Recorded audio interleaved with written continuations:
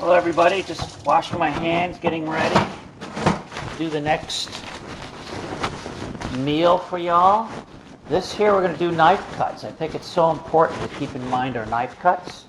All right, so knife cuts, we're going to do some vegetables just to remind you what you're working on and how to work with the vegetables, and how we're just going to stick with juliennes or bâtonnets and maybe some dicing.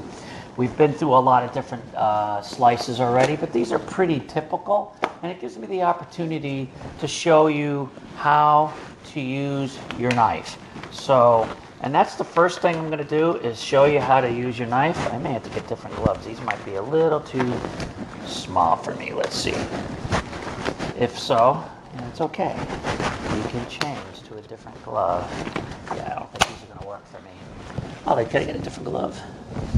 Put those. Thank you. All right. Chef Molly, sous chef, because I'm the executive chef. Oh my gosh. Anyhow, so let's move those aside. All right. So when you're working with your knife cuts, you know, it's very important to on how you hold the knife. So in doing that, if you notice, I have a balanced knife here. It's a chef's knife. And I'm going to ask Molly just to move that camera up a little bit so I can show you what I'm talking about when you're using a knife. If you notice how I'm holding the knife, in fact, I'm going to just take my gloves off so you can see this. So you can see how I'm holding my knife. And basically, this is so important because I have so many problems with everybody. See how I'm holding the knife like this? You can generally hold the knife like this, you know, but the balance and using the knife correctly and using the different parts of this knife, I prefer, most chefs do prefer, holding the knife on the base of the tang right there. See how I'm doing that? And it keeps it more balanced, you know, when I'm using the knife, instead of being really heavy on one side and heavy on the other. So I'm in a balanced area. And so if you take a carrot, for instance, let's just start, or anything you're running, try to think about how you're using the knife. Let the knife do the work. The knife has to do the work. So what I do is I get everything ready. I have my board correct. I know where I want to be. I know how I want to stand. I want to stand like this, or am I going to stand like this? Whatever's comfortable is fine. But I'm going to do it in an angle, so I'm going to be this way so you can get an idea of what I'm trying to do when I'm using this. So if you notice, my knife is down.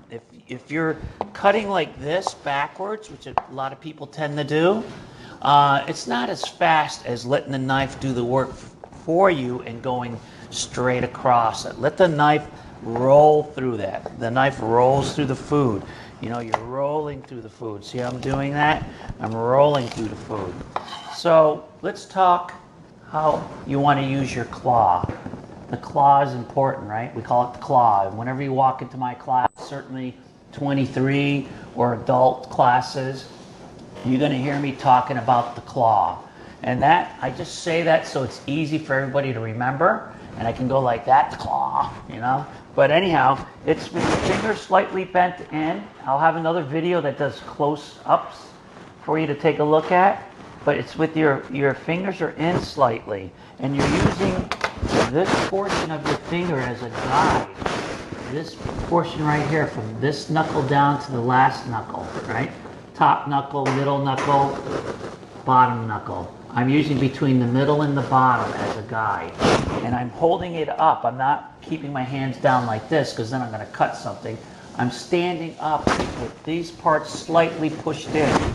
So that way it doesn't, you know, I can almost go into a small carrot. Here's a small carrot. You see how I'm doing that? So, see, I have little carrots like that. I'm using the knife and the claw together. They work together. The claw guides.